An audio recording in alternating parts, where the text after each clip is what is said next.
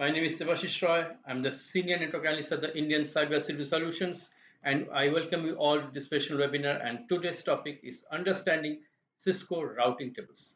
So today we'll discuss how to interpret the routing tables and what is the routing, what are the types of routing, how can you interpret the routing tables, how can you view that routes, the best route that is selected by the router. So let's begin.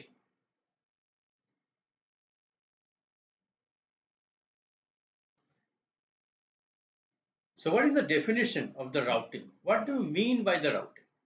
Routing is the process of selecting paths in a network along which to send the network traffic. So if there are multiple paths, so the job of the router is to select the best path, and it selects according to different parameters like say bandwidth, or in OSPF say cost. It doesn't take totally bandwidth, it takes the cost, but the cost is related to the bandwidth. Or else if you go for the static routing, then you need to manually select the best path. And it involves determining the best route for data packets to travel from the source to destination, ensuring efficient communication within and between networks. So routing is very important when you are sending the data packet across the WAN networks, and routers make decision where to travel the data packet, which path it is going to take.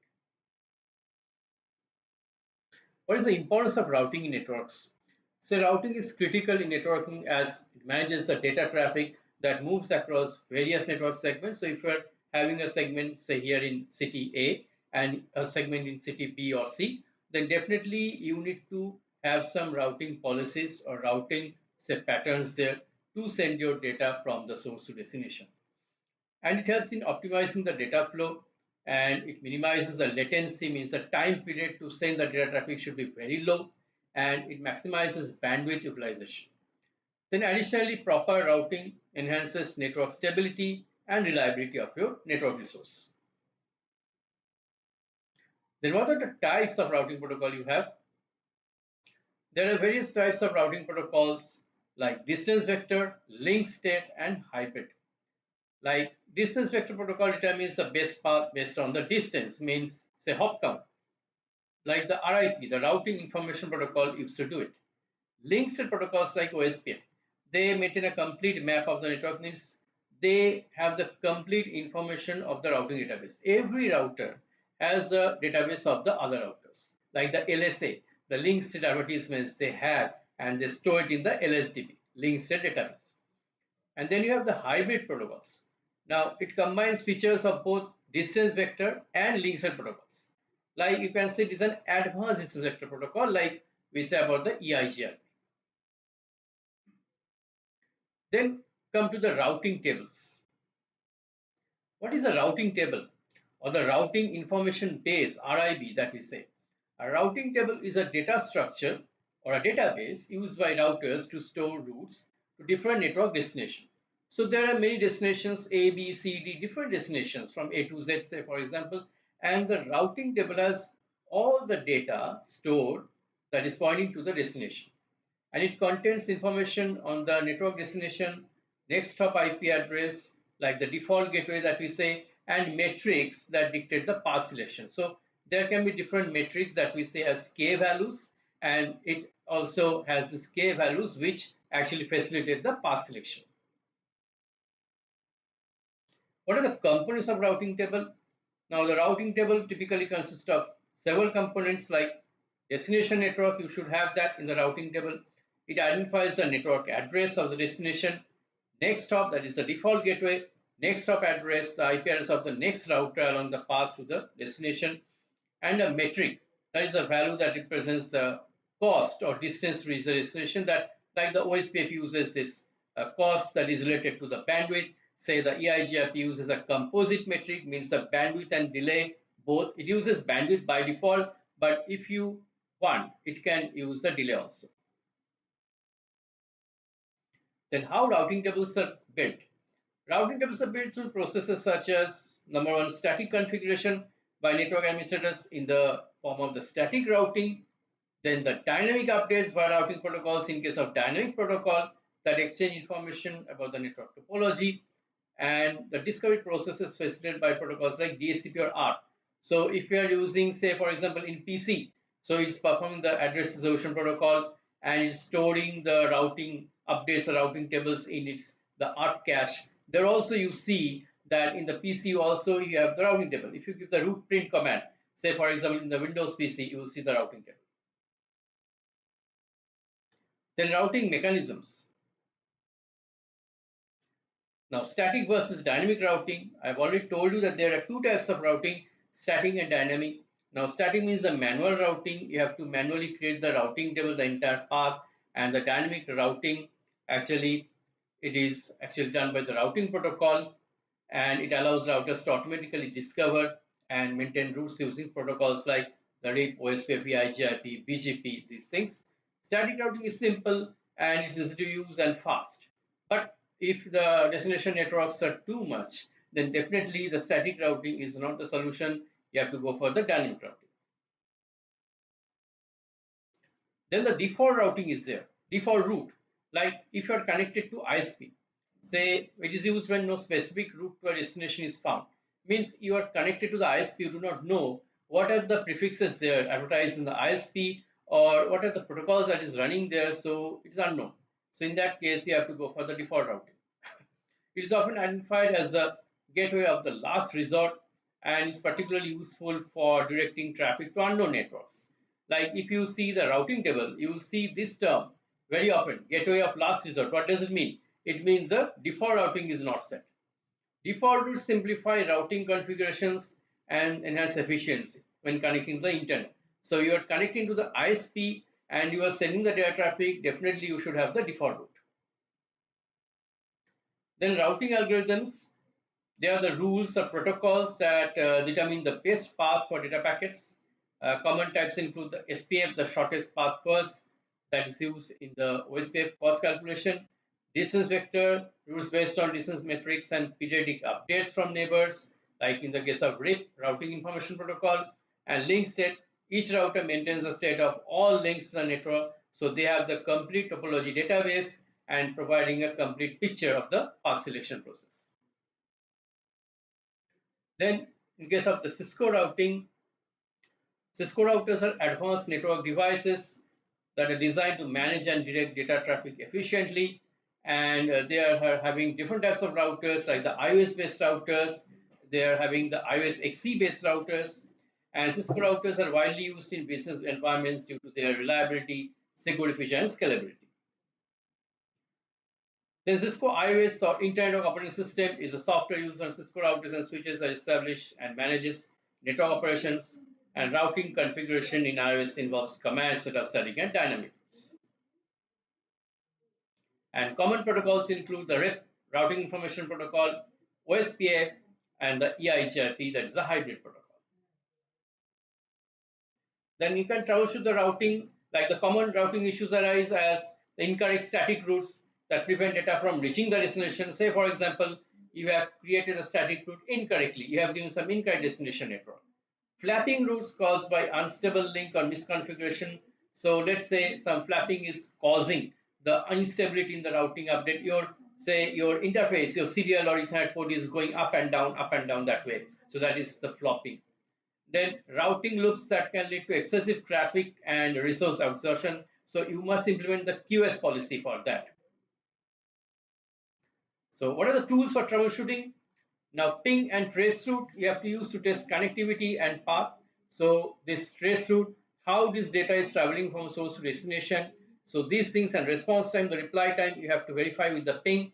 Then show commands in Cisco iOS to view routing tables and interface statuses. SNMP, simple network management protocols, that is for network monitoring and performance assessment. So all these things are there for troubleshooting.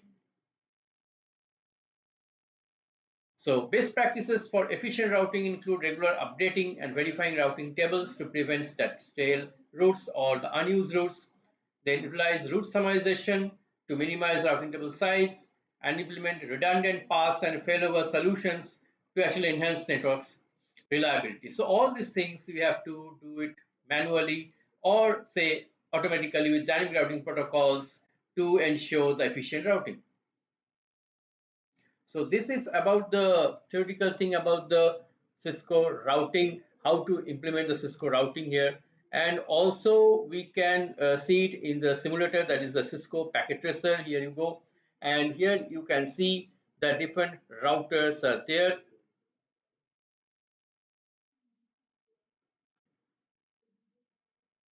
So you can take the routers, you can connect it with serial cable,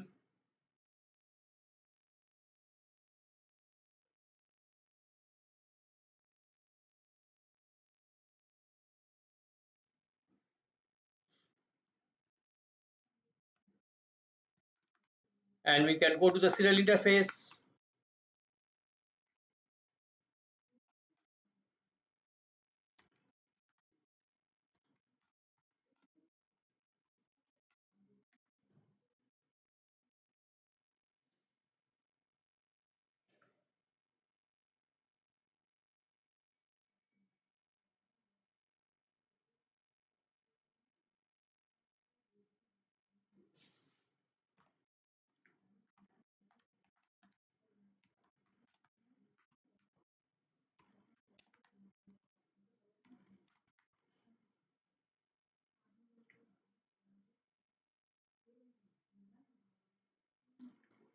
say here the IP address I gave as 1002.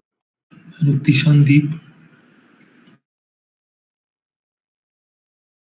And if you see the routing table Tishandeep. with show IP route, you see that the routing table is showing only the directly connected Hello, network that sir. is connected. বলছি আচ্ছা সকালে তুমি discuss করো না ওই কালকে দুটোর সময় মিটিং So এটা thank Hello, God. sir. যে ওটা মিটিং ইনভাইট তোমাকে আর দীপকে শেয়ার করে দিয়েছি আমি হ্যাঁ ঠিক আছে আচ্ছা আচ্ছা সকালে তুমি ডিসকাস করো না And ওই here কালকে you দুটোর can সময় see meeting the invite confirm করে port দিই also here. যে ওটা মিটিং ইনভাইট তোমাকে আর দীপকে And শেয়ার করে if দিয়েছি you আমি ঠিক আছে আচ্ছা if show IP route is not showing because the পেয়ে গেলে static কনফার্ম route করে is দিই not there. হ্যাঁ পেয়ে গেছি ওকে পেয়ে গেছি স্যার হ্যাঁ ওকে থ্যাংক ইউ ওটা একটা টেকনিক্যাল ডিসকাশন হবে আমরা ডিসকাস করছি তারপরে বলবো And ঠিক here you আছে are giving the 20 কেন কি network যে as well. প্রজেক্টটা নিয়ে এসে ওর And কাছেও if you আইডিয়া নেই just কি create the করতে হবে static না route করতে like হবে ওটা IP সেই জন্য route, say the okay 10000 okay okay and the subnet mask, and then the 1001, that is the next stop IP, and also on the router 0,